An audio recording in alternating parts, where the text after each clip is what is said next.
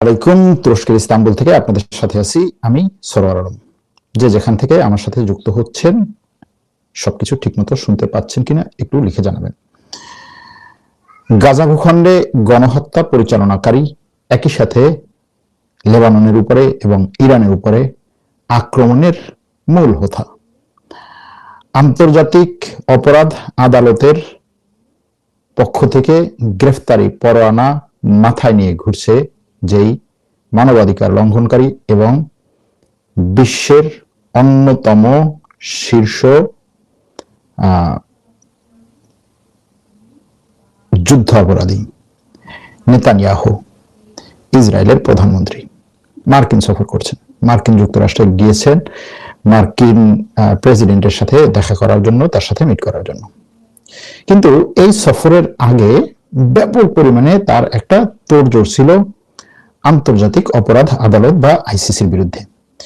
আইসিসির প্রসিকিউটর করিম খানকে সরানোর জন্য যথেষ্ট পরিমাণে এফোর্ট খরচ করেছে এবং শেষ পর্যন্ত সক্ষম হয়েছে সরাতে। তার এই মার্কিন সফরের আগে করিম খানকে সরানো নিয়ে সে ব্যাপক পরিমাণে উল্লাস প্রকাশ করেছে। তার এই উল্লাসে যোগ দিয়েছে আরো অনেকগুলো দেশ। আইসিসি থেকে নিজেদেরকে সরিয়ে নিচ্ছে কিছু কিছু দেশ, তার মধ্যে একটা হচ্ছে আফ্রিকার দেশ চাঁদ। চাঁদ ঘোষণা দিয়েছে যে সে নিজেকে আর এই আইসিসির সদস্য রাষ্ট্র হিসাবে দেখছে না। এটাকে ইসরায়েল এবং আমেরিকা উচ্ছ্বাস ভরে প্রশংসা করেছে যে আইসিসির মতো এইরকম একটা কুখ্যাত সংগঠনের সদস্য না থাকাই ভালো। এরকম একটা কুখ্যাত, তাদের কথা অনুযায়ী এরকম একটা কুখ্যাত সংগঠনকে যত দ্রুত সম্ভব বিলীন করে দেওয়া দরকার। প্রশ্ন হচ্ছে আইসিসি কে গঠন করেছিল, কার জন্য গঠন করেছিল, কাকে ধরার জন্য গঠন করেছিল, কেন আইসিসি এখন কুখ্যাত হলো? সে প্রশ্নের উত্তরে আসছি। তার আগে নেতানিয়াহুর এই মার্কিন সফরটা এতটাই তার গোপন রাখতে হয়েছে যে ইসরায়েলের কোন বিমানবন্দর থেকে কয়টার সময় কখন সে তার বিমান নিয়ে উড়াল দিবে সেটা পর্যন্ত গোপন রাখা হয়েছিল। শেষ পর্যন্ত ইসরায়েলের মরুভূমির মধ্যে একটা সামরিক ঘাঁটি থেকে সেনাবাহিনীর নিয়ন্ত্রিত একটা বিমানবন্দর থেকে অজ্ঞাত সময়ে তার বিমান উড়াল দেয়। পরবর্তীতে তার এই বিমানটি কিছু ইউরোপীয় দেশের আকাশসীমার মধ্য দিয়ে আমেরিকায় গিয়ে অবতরণ করে। এমনকি আমেরিকায় চলাচল করার সময়ও তার পুরো বহরকে এবার অনেক স্পেশাল করে হচ্ছে নিরাপত্তা দেয়া হয়। এই সবকিছু এটা মিন করে যে নেতানিয়াহু এখন আর নিজেকে বিশ্বে নিরাপদ মনে করছে না। এতদিন ধরে বহু কলা কৌশল এবং বহু বক্তব্য ছিল তার যে তাকে কেউ টাচ করতে পারবে না, সে কাউকে ভয় পায় না, তার উপরে কেউ নাই। আমেরিকার প্রেসিডেন্টকে সে যা বলে তাই শোনে, ইউরোপকে সে যা বলে তাই শোনে। এরকম একটা পরিস্থিতি, এরকম একটা অবস্থা সে তৈরি করতে পেরেছিল। কিন্তু শেষ পর্যন্ত এসে দেখা গেছে যে এক আইসিসির বিরুদ্ধে লড়াই করার জন্যই এখন পুরো আমেরিকা এবং ইউরোপ আফ্রিকাকে নিয়ে সে তার আট বেঁধে নামতে হচ্ছে। কিন্তু আইসিসির বিরুদ্ধে এই লড়াইয়ে কতটা সে বিজয়ী হবে? সে বলছে আইসিসির এই প্রসিকিউটর করিম খানকে সরিয়ে দেয়া। আপনারা জানেন যে আইসিসির প্রসিকিউটর করিম খান যে মূলত এই নেতানিয়াহু এবং তার সাবেক প্রতিরক্ষা মন্ত্রী বা যুদ্ধমন্ত্রী তার বিরুদ্ধে গ্রেফতারি পরোয়ানা জারি করিয়েছিল এবং তাদের বিরুদ্ধে ব্যাপক পরিমাণে গাজায় গণহত্যা নিয়ে দলিল দস্তাবেজ জোগাড় করেছিল, তাকে সরিয়ে দেওয়া হয়েছে। সরিয়ে দেওয়া হয়েছে কিভাবে? সে আইসিসিতে বা তার সাথে নারী কেলেঙ্কারি আছে এরকম একটা অপবাদ দিয়ে সরিয়ে দেওয়া হয়েছে। এবং শুধুমাত্র এটাই না, তাকে সরিয়ে না দিলে আইসিসির উপরে আন্তর্জাতিকভাবে বিভিন্ন ধরনের নিষেধাজ্ঞা আসবে। আইসিসির যারা জজ আছে, আইসিসির পরিচালক যারা আছে তাদেরকে পুরোপুরি নিষেধাজ্ঞা দিয়ে রাখা হবে। এমনকি এরকম অনেক তথ্য এসেছে, আপনারা জানেন যে ইসরায়েলের বিরুদ্ধে কথা বলার কারণে আইসিসি না শুধু জাতিসংঘের মানবাধিকার কমিশনের একজন গুরুত্বপূর্ণ ব্যক্তিকে, আফগানিস্তান আপনারা জানেন, তাকে এমন নিষেধাজ্ঞা দেওয়া হয়েছে যে তার ব্যাংক অ্যাকাউন্ট জব্দ, তার ক্রেডিট কার্ড বন্ধ, তার ক্রেডিট কার্ড চলে না, তার ব্যাংক অ্যাকাউন্ট চলে না, এমনকি তার ঘরের তালাও তার চাবিতে খুলে না, এরকম একটা পরিস্থিতিতে নিয়ে এসেছিল। তো এই করিম খানকে সরিয়ে দেওয়ার পরে এখন ইসরায়েল উচ্ছ্বাস ভরে বলছে যে পরবর্তী টার্গেট হচ্ছে ওই মহিলা, তাকেও সরিয়ে দেওয়া হবে। এর মানে হচ্ছে যে এখানে ইসরায়েল ব্যাপকভাবে কাজ করে তাকে সরিয়ে দিয়েছে এই করিম খানকে। যাই হোক, সরিয়ে দেওয়ার পরে ইসরায়েলের প্রধানমন্ত্রী আমেরিকা সফরে গেছে। আমেরিকার রাষ্ট্রপতির সাথে বৈঠক হবে, কথা হবে। আমেরিকার রাষ্ট্রপতির সাথে কি বৈঠক হবে, কি কথা বলবে? আমেরিকার রাষ্ট্রপতির সাথে কথা হচ্ছে দুটো। একটা হচ্ছে ইরানকে দুর্বল করার জন্য, ইরানে আরো বড় ধরনের আক্রমণ করার জন্য আমেরিকা যেন আরো বেশি সিদ্ধান্ত নেয়। আপনারা জানেন যে ইরানের আক্রমণ আমেরিকা বন্ধ করে দিয়েছে। আমেরিকার বিষয়টা এরকম যে ট্রাম্প হঠাৎ করে মনে হচ্ছে যে আচ্ছা ঠিক আছে, এখন আমার ইরানের উপর আক্রমণ করা দরকার, আক্রমণ করছে। হ্যাঁ, এখানে কোনো কিছু খোঁজার দরকার নেই, কোনো অজুহাতের দরকার নেই, কোনো কিছু দরকার। আজকে মনে হলো আক্রমণ করবো, আক্রমণ করছে। মানে দুনিয়াটাকে এত বেশি মগের মুলুক বানিয়ে ফেলেছে। আবার আক্রমণ করতে করতে করতে করতে হঠাৎ করে তার মনে হলো যাচ্ছে আমাদের তো অস্ত্র শস্ত্র শেষ হয়ে যাচ্ছে, এখন তো যথেষ্ট পরিমাণ অস্ত্র শস্ত্র নাই, ঠিক আছে তাহলে আমি আক্রমণ বন্ধ করি। আক্রমণ বন্ধ করছে। আর আক্রমণ বন্ধ করলে কি হচ্ছে? ইরান আক্রমণ বন্ধ করতেছে, যে ঠিক আছে আমার উপর আক্রমণ হচ্ছে না, আমি আক্রমণ বন্ধ করি। কিন্তু ও যে অস্ত্র ফুরিয়ে যাচ্ছে, অস্ত্র শেষ হয়ে যাচ্ছে, সেজন্য যে ও আক্রমণ বন্ধ করছে, এবং এই মুহূর্তে ওর উপরে আক্রমণ করাটা আরো বড় কৌশলের হতে পারে কিনা, এই দিকটা ইরান ওইভাবে দেখে না। যাই হোক, এখন এই যে আমেরিকা আক্রমণ বন্ধ করলো, ইরানের উপর আক্রমণ নাই, হরমুজ প্রণালী খুলে দেওয়া নিয়ে এখন কথা চলছে। এটা নিয়ে ওমান আবার নতুন একটা ফর্মুলা নিয়ে আসছে, আরব দেশগুলো সেই ফর্মুলার উপরে কাজ করছে। আমেরিকা মনে করছে যে হ্যাঁ, ইরানকে একটা সময় দেওয়া দরকার, একটা সুযোগ দেওয়া দরকার, ইরানের সাথে একটা সমঝোতায় বসা দরকার। এই যে ট্রাম্পের কথা মনে হচ্ছে, তার কথা হচ্ছে আমি মনে করি ইরানকে একটা সময় দেওয়া দরকার এবং তার সাথে সমঝোতার জন্য একটা সুযোগ দেওয়া দরকার। তো এটা আপনার 15 দিন আগে কেন মনে হয়নি? কেন এই 15 দিন পর্যন্ত আপনি আক্রমণ চালালেন? কারণ আক্রমণ চালিয়েছে, সে মনে করেছে যে নতুন করে আবার একটু আক্রমণ চালিয়ে দেখি আবার হয় কিনা কিছু, এবং তাকে এই আক্রমণ চালাতে উদ্বুদ্ধ করে সবসময় হচ্ছে ইসরায়েল। দেখুন, যুদ্ধটা এমন একটা জায়গাতে আছে, এমন একটা পরিস্থিতিতে আছে যে যুদ্ধটা ইসরায়েল শুরু করেছিল, যেখানে আমেরিকা ইসরায়েলের জন্য ঢুকেছে। এমনকি সরাসরি আমেরিকা বলেছে যে ইসরায়েল আমাদেরকে বলেছে আমরা ঢুকেছি ইরানে, ইসরায়েল আমাদেরকে বলেছে আমরা ইরানে আক্রমণ করেছি। এখন সেই যুদ্ধে ইসরায়েলের নাম নাই। সেই যুদ্ধটা এখন হয়ে গেছে ইরান আমেরিকা যুদ্ধ। সেই যুদ্ধে না যুদ্ধে ইসরায়েল আছে, না নেগোসিয়েশন ইসরায়েল আছে, না কোনো ধরনের আলোচনা ইসরায়েল আছে। সে জাস্ট হচ্ছে ওখানে আমেরিকাকে ঢুকিয়ে দিয়ে আমেরিকা ইরানকে নিয়ে ব্যস্ত থাকুক, আমি এই দিকের কাজগুলো করি। তার মধ্যে একটা কি? তার মধ্যে একটা হচ্ছে লেবানন।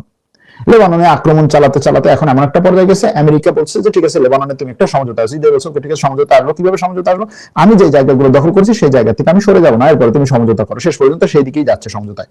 এখন লেবাননে একটা সমঝোতায় আসা, ইরানে ইসরায়েল সরাসরি আক্রমণ না করা, এই পরিস্থিতিতে ইসরায়েলের তো কোনো একটা জায়গায় আক্রমণ করতে হবে, বড় ধরনের আক্রমণ শুরু করতে হবে। সে আক্রমণ শুরু করার জন্য কি করছে?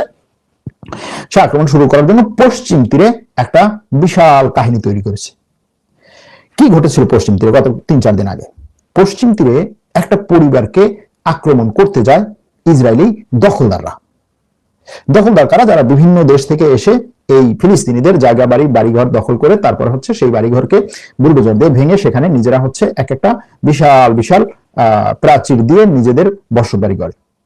এই দখলদাররা গিয়েছে এক ফিলিস্তিনি বাড়িতে গিয়ে বলছে তোমাকে হচ্ছে, মানে যা করে সবসময়, হয়তো তার মনে হলো পাথর মারবে, তার ঘরে ঢিল মারবে, তার গাছ কেটে ফেলবে, তার বাগানে আগুন দিবে, তার ঘরে গিয়েও আগুন দিতে পারে, কোনো সমস্যা নেই। এগুলো করে। এটা করতে গিয়ে যেটা হয়েছে যে ওই সময় ফিলিস্তিনিরা এটার বিরুদ্ধে দাঁড়িয়েছে। আরো কয়েকজন ফিলিস্তিনি, ওই ঘরের লোকের বাইরেও ফিলিস্তিনিরা এটার বিরুদ্ধে দাঁড়িয়েছে, তুমি এটা কি করতে আসছো? এই বিরুদ্ধে দাঁড়ানোর কারণে সেই দখলদারদের উপরে ফিলিস্তিনিরা যেন হামলা না করে। ব্যাপারটা দেখেন, দখলদারদের উপরে ফিলিস্তিনিরা যেন হামলা না করে, এজন্য দখলদারদেরকে রক্ষা করার জন্য ইসরায়েলের সেনাবাহিনী এসেছে। ইসরায়েলের সেনাবাহিনী এসে ফিলিস্তিনের দিকে তাক করে বন্দুক ধরে আছে। দখলদাররা কি করতেছে? তাদের উপর আক্রমণ চালাচ্ছে। সেই সময় একজন ফিলিস্তিনি ওই ইসরায়েলের সেনার উপর থেকে হাত থেকে বন্দুক নিয়ে গুলি চালিয়েছে। এতে দখলদারও আহত হয়েছে, ইসরায়েলি সৈন্য নিহত হয়েছে। এখন এই যে পরিস্থিতিটা তৈরি করা হলো, এবং এই পরিস্থিতিটার আগে এই পশ্চিম তীরে ব্যাপক পরিমাণে এই ধরনের দখলদারদের আক্রমণ বেড়ে গিয়েছিল গত প্রায় 15 দিন ধরে। মানে প্রত্যেক জায়গায় হচ্ছে প্রথমে দখলদাররা যায়, ফিলিস্তিনিদের বাড়িঘরের উপর আক্রমণ চালায়, তারপরে ফিলিস্তিনিরা ধরেন তাদের বাড়িঘরের উপরে তারা হচ্ছে লাঠি, সেটা তারপরে পাথর, আগুন দেয়া, তারপরে তাদেরকে পিটানো, তাদের উপরে এমনকি বন্দুক দিয়ে গুলি করা, এগুলো যখন করে তখন ফিলিস্তিনিরা স্বাভাবিকভাবেই সেটার প্রতিহত করার জন্য বা সেটার বিরুদ্ধে দাঁড়ানোর জন্য তারাও তাদের সামর্থ্য অনুযায়ী এটা বিরুদ্ধে দাঁড়ায়। মারামারি হয় সেখানে। ঠিক সেই মুহূর্তে ইসরায়েলি সৈন্যরা গিয়ে ফিলিস্তিনিদের উপরে আক্রমণ চালায়, যে এখানে মারামারি হচ্ছে, ফিলিস্তিনিরা এখানে শান্তি নষ্ট করতেছে, তাদের উপর আক্রমণ চালায়। এটা এমন একটা পর্যায়ে চলে গিয়েছে যে শেষ পর্যন্ত ওই দখলদাররা কিছু এলাকা থেকে ফিলিস্তিনিদেরকে তাড়িয়ে দেওয়ার জন্য যে পরিকল্পনা করেছে, সেটাতে ইসরায়েলের পার্লামেন্ট পর্যন্ত, ইসরায়েলের মন্ত্রীরা পর্যন্ত অনুমোদন দিয়েছে যে হ্যাঁ, এই ফিলিস্তিনে, এই পশ্চিম তীরের এই জায়গায়, ফিলিস্তিনিদের এই বসতবাড়ির এলাকাতে আমরা হচ্ছে এতগুলো সেটেলারদের বা এই দখলদারদের জন্য নতুন করে বাড়ি নির্মাণ করব। এই যে আক্রমণ অতিরিক্ত চালানো, এই যে বাড়ি নির্মাণ করার যে অনুমতিগুলো দিয়েছে, সেগুলোতে কিন্তু খালি জায়গা না, সেগুলোতে ফিলিস্তিনিরা আছে, সেই জায়গায় বাড়ি করার অনুমতি দিয়েছে। তো এখন ফিলিস্তিনিদেরকে তো তাড়াতে হবে। তাড়াবে কিভাবে? প্রথমে দখলদারদেরকে পাঠাবে, পিছনে সেনাবাহিনী যাবে, এইভাবে করছে। তো এখানে এরকম একটা ঘটনা ঘটছে এবং তারা জানে যে এরকম একটা ঘটনা ঘটবে। এখন এই ঘটনাটাকে কেন্দ্র করে ইসরায়েল কি করলো, যে ওইখানে পুরো এখন গাজা স্টাইলে একটা হামলা চালাতে হবে। ওকে, আমার লেবাননে আমি আক্রমণ করতে পারতেছি না, গাজায় এখন হচ্ছে নেক্সট স্টেপে যাচ্ছে। গাজায় যে হচ্ছে হামাসের সাথে আমেরিকার মধ্যস্থতা যে একটা শান্তি চুক্তি হয়েছিল, সেই শান্তি চুক্তির প্রথম ধাপ, সেই দ্বিতীয় ধাপের জন্য এখন হামাসের প্রতিনিধিরা আজকে মিশরে যাচ্ছে। তারা মিশরে যাচ্ছে, গাজা নিয়ে মোটামুটি আক্রমণ করলো, কিছুটা শান্ত আছে। এখন এই গাজায় যেভাবে তারা দখল চালিয়েছে, লেবাননে যেভাবে তারা দখল চালিয়েছে, পশ্চিম তীরের ফিলিস্তিনিরা যতটুকু যা আছে সেখানে এই দখল চালানোর জন্য একটা সিনারিও তৈরি করেছে এবং সেই সিনারিওতে তারা সফল। এখন তারা ঘোষণা দিয়েছে যে এই ফিলিস্তিনিরা হচ্ছে আমাদের সৈন্যদেরকে হত্যা করছে, এটার বিরুদ্ধে আমাদের এখন সবকিছু তছনছ করতেই হবে। এবং আন্তর্জাতিক গণমাধ্যম সুন্দরভাবে এটাকে এইভাবেই করছে যে ফিলিস্তিনিরা ইসরায়েলিদেরকে হত্যা করেছে। এখন সেই ফিলিস্তিনিরা বলতে ফিলিস্তিনিরা বলে না, এখানে তারা বলে কি যে সন্ত্রাসীরা, ওইখানে সন্ত্রাসীরা ইসরায়েলের সৈন্যদের হত্যা করেছে, সুতরাং এখন তাদের বিরুদ্ধে অপারেশন চালানো। এটা তো সব জায়গায় জায়েজ। আপনি বাংলাদেশে যদি হয়, অন্য কোনো দেশের হন, আপনি কি করবেন যে হ্যাঁ, সন্ত্রাসীরা আমার সেনাবাহিনীর উপর আক্রমণ চালাচ্ছে, সন্ত্রাসীদের সন্ত্রাস বিরোধী অভিযান। সে সেইভাবে এটাকে জাস্টিফাই করতেছে এখন ট্রাম্পকে গিয়ে, যে আমি এটা চালাবো, এটার উপরে তোমার কোনো কথা নাই, তুমি আমাকে লেবাননে থামতে বলেছো, আমি মোটামুটি থেমেছি, তুমি ইরানে যা করতেছো ওকে। নতুন করে ইরানকে সে ট্রাম্পকে নতুন আবার কিছু ডকুমেন্ট দেখাবে, হয়তো ট্রাম্পের নিজের ভিডিও দেখাবে যে দেখো ইরানে না করলে কিন্তু খবর আছে। কারণ হচ্ছে ট্রাম্প সব জায়গায় তার কথা যতটুকু সম্ভব রাখলেও এই ইসরায়েল ঘটনা আসলেই তখন তার কথা হচ্ছে উলটপালট হয়ে যায়। একটা মানুষের কথা কখন উলটপালট হয়ে যায়? যখন সে কোনো জায়গাতে হচ্ছে আটকা পড়ে, তখন কথা উলটপালট হয়। শুরুতে কি বলে, শেষে কি বলে, ঠিক থাকে না। এই ইসরায়েল, ইরান, ফিলিস্তিন, লেবানন, এই বিষয়গুলো নিয়ে হচ্ছে ইসরায়েলের বিরুদ্ধে যখন ট্রাম্প দুটো কথা বলে, 2 দিন পরে আবার সেটা হচ্ছে সে ওই আকাশে ফেলা থুতু আবার নিজে গিলে খায়, এরকম একটা পরিস্থিতি তৈরি হয়। যেমন ধরুন, ইরান এসে বলছে আমি আক্রমণ করবো না, ইরানের সাথে একটা চুক্তি করবো, তো 7 দিন অনেক গুরুত্বপূর্ণ সময়, 7 দিন শেষ হওয়ার আগে সে ইরানের উপর আক্রমণ করলো, বিনা কারণে আক্রমণ করলো। আবার সেই আক্রমণের পরপর এখন আবার বলতেছে যে ঠিক আছে, আমি যুদ্ধ বন্ধ করলাম। কেন বন্ধ করছো? কে চেয়েছে তোমার কাছে বন্ধ? ইরান আমার কাছে সময় চাইছে। ইরান তো বলছে আমি তার কাছে সময় চাচ্ছি না। সে যদি এই যুদ্ধ বন্ধ করতে চায়, তাহলে আমার যে শর্ত আছে সেই শর্ত সে পূরণ করুক।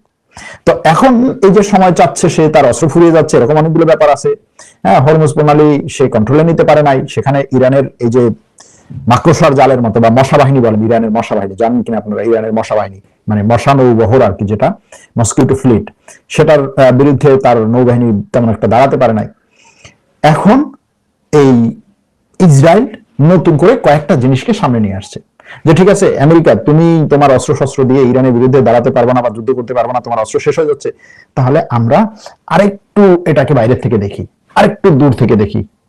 আরব দেশগুলোর থেকে আক্রমণ করলে আরব দেশগুলোর উপর আক্রমণ আসে, তাই না? ইরানের কুয়েত থেকে আক্রমণ করলে ইরান কুয়েতে আক্রমণ করে, বাহরাইন থেকে আক্রমণ করলে ইরান বাহরাইনে আক্রমণ করে। আমেরিকা এখন আর সেই পরিমাণে তার এয়ার ডিফেন্স ব্যবহার করতে পারছে না, যেগুলো দিয়ে সে পুরো ওই আক্রমণগুলোকে ঠেকিয়ে দেবে, পারতেছে না। ওকে, তাহলে কি করা দরকার? তাহলে হচ্ছে যুদ্ধটাকে হুথিদের এবং ইউক্রেনের উপরে নিয়ে যায়। ইউক্রেনের প্রেসিডেন্ট আবার এটাকে লুফে নিয়েছে, কারণ ইউক্রেনের প্রেসিডেন্টের এই মুহূর্তে হচ্ছে আমেরিকার সাপোর্ট দরকার। সেই সরাসরি রাশিয়ার বিরুদ্ধে যুদ্ধ করার মাধ্যমে আমেরিকার সাপোর্ট পাচ্ছে না। যেমন ধরুন, ইউক্রেনের প্রেসিডেন্ট বলছে যে রাশিয়া ইরানকে স্যাটেলাইট ইমেজারি দিয়েছে, স্যাটেলাইট তথ্য দিয়েছে, গোয়েন্দা তথ্য দিয়েছে, এগুলো দেওয়ার কারণে ইরান আমেরিকার উপরে ব্যাপক পরিমাণে আক্রমণ করেছে। এই আমেরিকা দেখো, আমি ইরানের বিরুদ্ধে তোমার হয়ে লড়াই করতেছি, আসলে মূলত আমি তোমার হয়ে রাশিয়ার বিরুদ্ধে লড়াই করতেছি, তুমি আমাকে আরো বেশি অস্ত্র দাও। আমেরিকার প্রেসিডেন্টকে প্রশ্ন করা হয়েছে যে জেলেনস্কি যে কথাগুলো বললো, যে রাশিয়া ইরানকে স্যাটেলাইট তথ্য দিচ্ছে, গোয়েন্দা তথ্য দিচ্ছে, এই কারণে রাশিয়ার কাছ থেকে তথ্য নিয়ে ইরান আমেরিকার উপর আক্রমণ করেছে, এই যে রাশিয়াকে দোষ দিলে, এই ব্যাপারে আপনার মন্তব্য কি? ট্রাম্প বললেন যে বিষয়টা আমি দেখতেছি, আমি পুতিনের কাছে এটা জিজ্ঞেস করবো যে সে আসলেই ইরানকে আমার বিরুদ্ধে গোয়েন্দা তথ্য দিচ্ছে কিনা। বিষয়টা বুঝছেন? মানে তার কথার স্টাইলটা বুঝছেন? স্বাভাবিকভাবে কি হয়, আমার বিরুদ্ধে একজন শত্রুতা করতেছে, আমার বিরুদ্ধে তথ্য সংগ্রহ করে আমার শত্রুকে দিচ্ছে, তা সেই তথ্যটা যখন আমার একজন মিত্র দিয়ে আমি কি বলবো, হ্যাঁ এটা এটা হওয়ার সম্ভাবনা আছে, আমরা এটা হচ্ছে আমাদের গোয়েন্দা সংস্থা এটা নিয়ে কাজ করছে, আমরা এটা দেখছি যে তারা আমার বিরুদ্ধে এটা করতেছে কিনা। যার বিরুদ্ধে এই মানে এই দাবিটা তোলা হয়েছে, যাকে এই দোষটা দেওয়া হচ্ছে রাশিয়াকে, সে বলছে আমি রাশিয়া প্রেসিডেন্টকে জিজ্ঞেস করবো, তুমি আমার বিরুদ্ধে গোয়েন্দা তথ্য ইরানকে দিয়েছো নাকি? সে বলবে কি, হ্যাঁ হ্যাঁ দোস্ত, আমি তোমার বিরুদ্ধে গোয়েন্দা তথ্য ইরানকে দিয়ে এমন একটা কাজ করেছি, ইরান যেন তোমার সব সৈন্যকে হচ্ছে হত্যা করতে পারে, আমি সেরকম ভাবে তথ্য দিয়েছি, এটা তুমি জানতো না? হ্যাঁ আমি তো ভুলে গেছি, তোমাকে ফোন করে বলে দিতাম। মানে ট্রাম্পের ভাবটা এরকম যে হচ্ছে পুতিনকে জিজ্ঞেস করবে আর পুতিন রাত্রে বলবে, হ্যাঁ আমি তো এই তথ্য তাকে দিয়েছি, আরে তোমার কি গোয়েন্দা সংস্থার কাজ করার দরকার নেই তো, আমি তো তোমাকে তথ্য দিব। কিন্তু আসলে কি সেটা সম্ভব? এখন জিনিস হচ্ছে এই ক্ষেত্রে পুতিনের ক্ষেত্রে ট্রাম্প হচ্ছে সরতেছে না। পুতিনের সাথে তার যে সম্পর্ক বা পুতিনকে সে যেভাবে সাপোর্ট দিয়ে যাচ্ছে বা তার কথায় সে যেভাবে এই ইউক্রেন থেকে সরে যাচ্ছে, সেই জায়গা থেকে কিন্তু ট্রাম্প একটু নড়ছে না। মানে ট্রাম্প পুতিন সম্পর্কটা এখনো পর্যন্ত একই লেভেলে আছে। বিভিন্নভাবে জেলেনস্কি চেষ্টা করছে যে ট্রাম্পের সাথে পুতিনের সম্পর্কটাতে একটা ভাঙন ধরুক এবং ইউক্রেনকে আরো বেশি সাপোর্ট দেখে আমেরিকা, সেটা হচ্ছে না। এখন এই জেলেনস্কি তিনটা বিষয়কে সামনে নিয়ে আসছে, যেটা এখন ইউরোপে ব্যাপক পরিমাণে হচ্ছে প্রতিধ্বনিত হচ্ছে তার সেই কথা। তিনটা বিষয় কি? এক নম্বর হচ্ছে ইরানকে রাশিয়া গোয়েন্দা তথ্য দিয়েছে এবং এই গোয়েন্দা তথ্যের কারণে আমেরিকার ঘাঁটিগুলোর উপরে ইরান আরো নিখুঁতভাবে আক্রমণ করে আরো বেশি ধ্বংসযজ্ঞ চালাতে সক্ষম হয়েছে, এক। দ্বিতীয় হচ্ছে উত্তর কোরিয়া থেকে আরো প্রায় 30-40 হাজার সৈন্য উত্তর কোরিয়া থেকে রাশিয়াতে পাঠানো হচ্ছে ইউক্রেনের বিরুদ্ধে যুদ্ধ করার জন্য। তৃতীয়টা হচ্ছে রাশিয়াকে চীন আরো বেশি পরিমাণে স্যাটেলাইট সাপোর্ট দিচ্ছে, ড্রোন সাপোর্ট দিচ্ছে, যেগুলোকে ব্যবহার করে রাশিয়া ইউক্রেনের বিরুদ্ধে আরো বেশি আক্রমণ করছে। অর্থাৎ আমেরিকা যেই সমস্ত দেশগুলো নিয়ে তার মূলত ঝামেলা, বা ইউরোপ যেই সমস্ত দেশগুলো নিয়ে মনে করে যে এই সমস্ত দেশ হচ্ছে তাদের মিত্র না, পরম মিত্র না, সেই সমস্ত দেশের বিরুদ্ধে একেবারে সূক্ষ্মভাবে সুস্পষ্টভাবে অনেকগুলো অভিযোগ নিয়ে এসেছেন ইউক্রেনের রাষ্ট্রপতি জেলেনস্কি। এই অভিযোগগুলো শেষে তিনি বলেছেন যে আমি দেখো তোমার শত্রুদের বিরুদ্ধে লড়াই করছি, আমাকে আরো সাপোর্ট দাও। এখন এই যে জেলেনস্কিকে নতুন ইরান ফ্রন্টে নিয়ে আসা, ইরানের উপরে আক্রমণ করা, ইরান থেকে রাশিয়া যাওয়া আসা করা জাহাজের উপরে আক্রমণ করা, এগুলো করার মাধ্যমে ইরান যুদ্ধে ভিন্ন দিক থেকে ইউক্রেন যুক্ত হচ্ছে বা ইরানকে আক্রমণ করছে, ব্যস্ত রাখছে। এবং এই ক্ষেত্রে ইরান বলছে যে রাশিয়ার সাথে তার জাহাজের আনাগোনা আছে এবং তার কথা যে এই জাহাজগুলো বেসামরিক জাহাজ, এই জাহাজগুলো কোনো নৌবাহিনীর জাহাজ না, এই জাহাজগুলোতে পণ্য বহন করা হতো, এই জাহাজে আক্রমণ করা আন্তর্জাতিক সব আইনের লঙ্ঘন।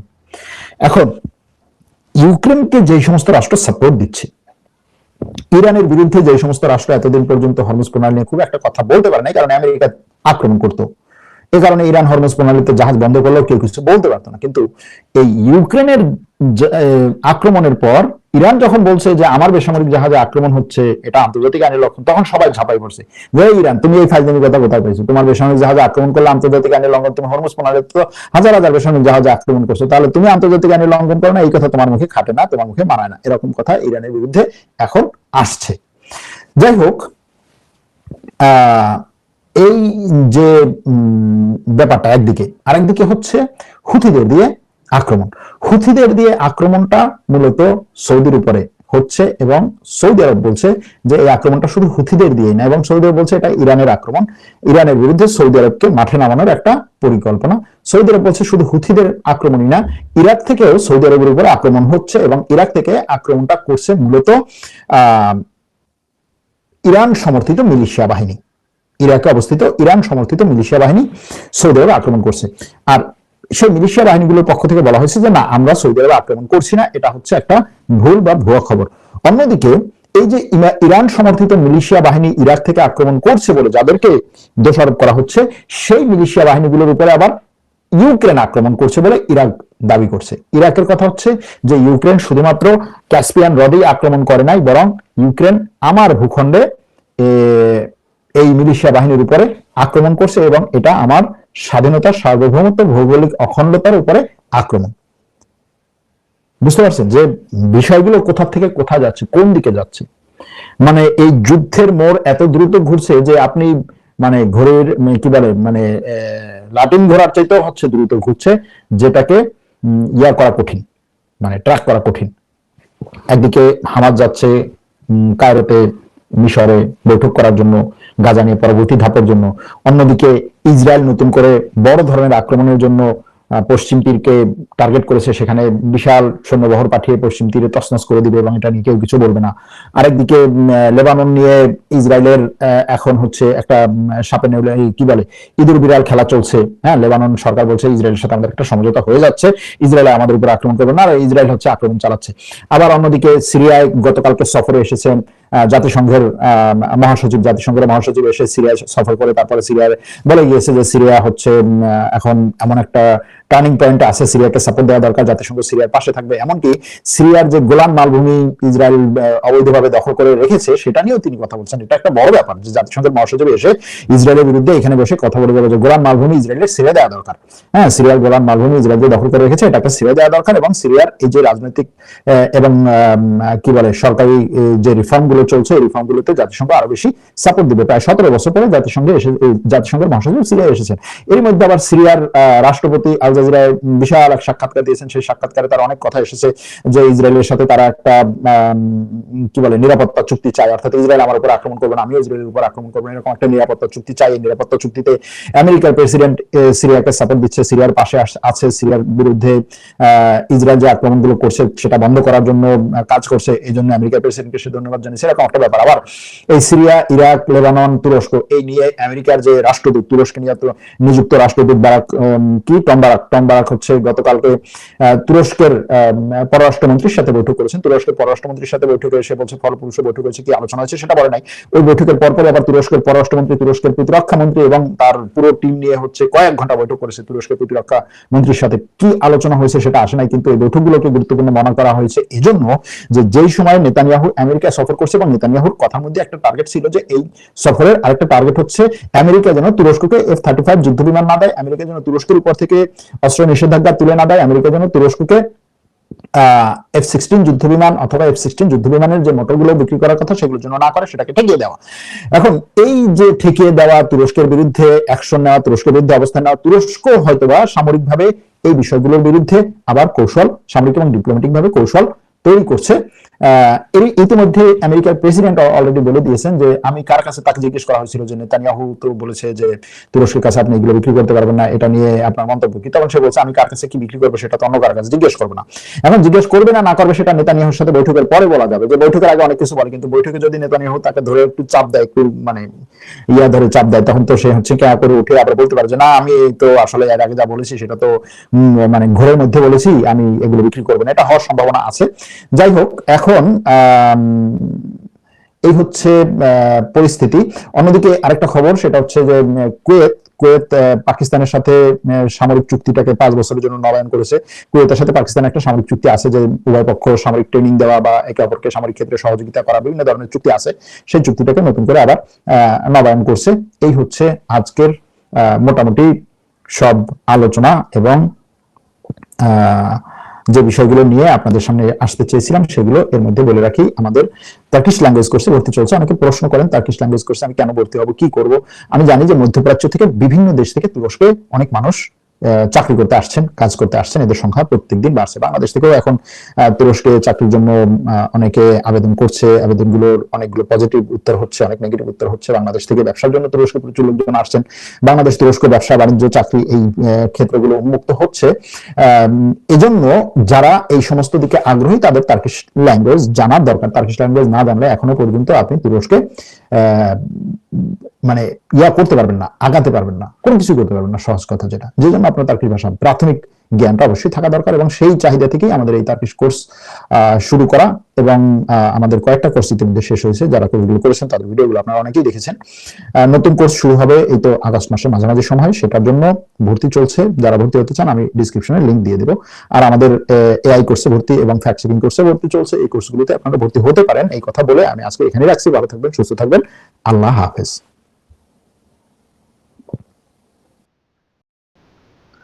দর্শক অবশ্যই শুরু থেকে শেষ পর্যন্ত দেখছেন, জানছেন। অবশ্যই আপনাদের মূল্যবান মতামত কমেন্টে জানিয়ে দিবেন। তো সবাই ভালো থাকবেন। ধন্যবাদ সবাইকে।